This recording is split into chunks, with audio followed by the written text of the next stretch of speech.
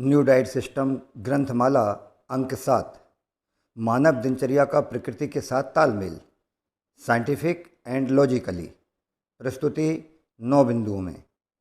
Point number 1, जिस प्रकार प्रकृति के पंच महाभूतों की उत्पत्ति का आरंभ आकाश तत्व से होता है, ठीक उसी प्रकार हमें भी प्रातःकाल उठने के साथ प्रातः 11-12 बजे तक किसी भी प्रकार के ठोस एवं तरल पदार्थों का, यहाँ तक कि पानी का भी सेवन न करते हुए, यानी निर्जला उपवास करते हुए, शरीर के अंदर आकाश तत्व की पूर्ति रोजाना नियमित रूप से करना चाहिए।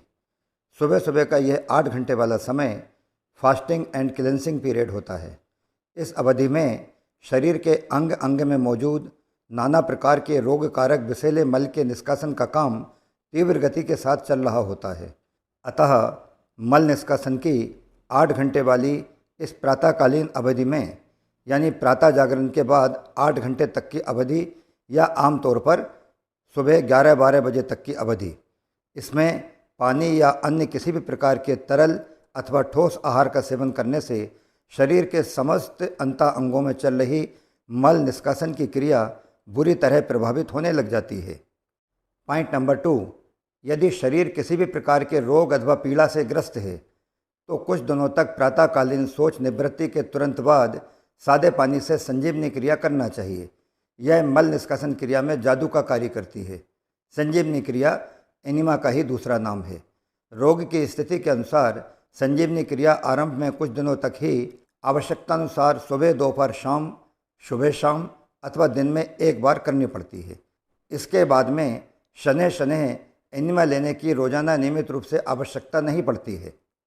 पॉइंट नंबर 3, इसके बाद नए शुरुआती साधकों को सीधे प्रातः 11 बजे हरी साग भाजी का अपक्व अमृत तुल्य रस पीना चाहिए। लेकिन रोगग्रस्त लोगों को यह ग्रीन जूस यथाशक्ति अधिकाधिक मात्रा में पीना चाहिए। अर्थात सुबह सोकर उठने के बाद प्रातः 11 बजे तक पानी आदि कुछ भी ग्रहण नहीं करना चाहिए। इस प्रातःकालीन अपक्व रस में मुख्यतया हरी पत्तेदार साग भाजियाँ होना चाहिए। हरी पत्तेदार साग भाजी मानव शरीर में आकाश तत्व के बाद प्रकृति के अंदर दूसरे क्रम पर सृजित होने वाले वायु तत्व की आपूर्ति करती हैं। जैसा कि पूर्व में भी बताया गया है कि संजीवनी क्रिया शरीर की रोगजन्य स्थिति में ही करनी होती है।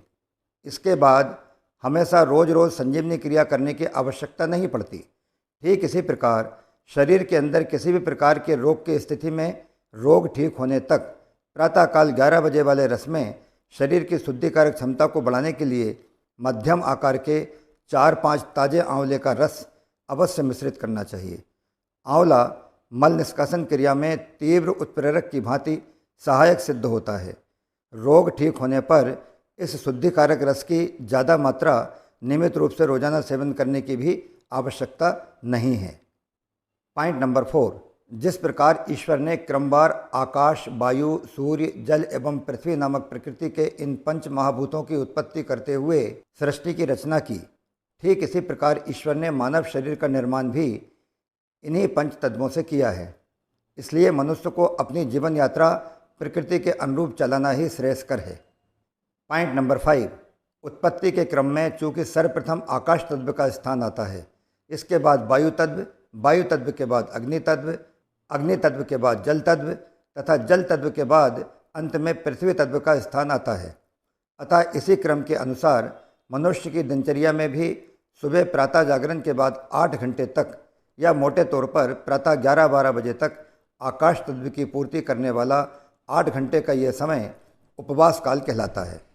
इसके बाद प्रातः 11-12 बजे से शाम 7-8 बजे तक का 8 घंटे का समय आहार काल अथवा भोजन काल के लिए नियत होता है। व अंत में रात 7-8 बजे से अल सुबह 3-4 बजे तक का अगले 8 घंटे का समय पाचन काल अथवा आत्मसातीकरण काल या निद्रा काल कहलाता है।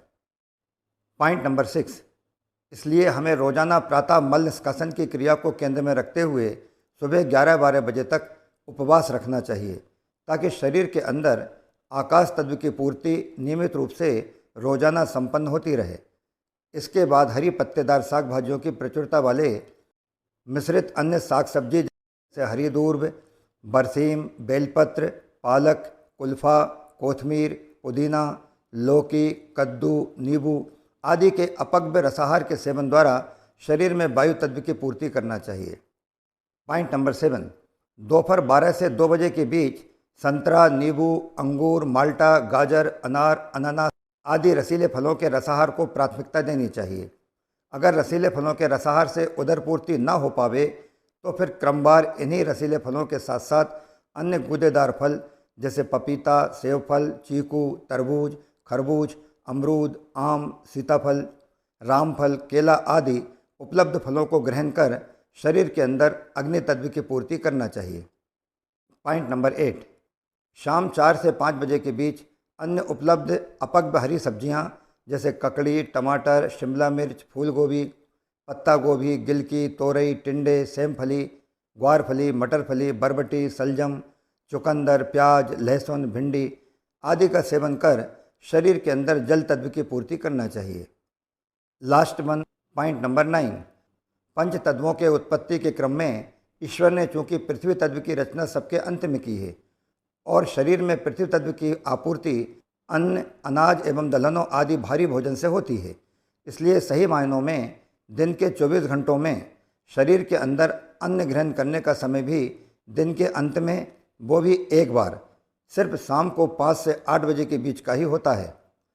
इस समय मनुष्य को दिन के अपने अंतिम आहार की कुल मात्रा का सिर्फ 5वां हिस्सा अन्न एवं अन्य भारी भोजन तथा शेष 4 भाग सब्जी, सलाद आदि ग्रहण कर शरीर के अंदर आवश्यक पृथ्वी तत्व की आपूर्ति करना चाहिए। यह दिन का अंतिम आहार है। इसके बाद अर्थात रात 7-8 बजे के बाद से लेकर प्रातः 11-12 बजे तक की इस 16 घंटे की अवधि में मनुष्य को कुछ भी खाना पीना नहीं चाहिए। न्यू डाइट सिस्टम ग्रंथमाला के 9 बिंदुओं वाले इस अंक 7 को हम यहीं विराम देते हैं। मिलेंगे कुछ और महत्वपूर्ण बिंदुओं के साथ ग्रंथमाला के अगले अंक यानी अंक 8 में। आभार, प्रणाम, धन्यवाद। योगी अंश रमेश चंद्र भार्गव।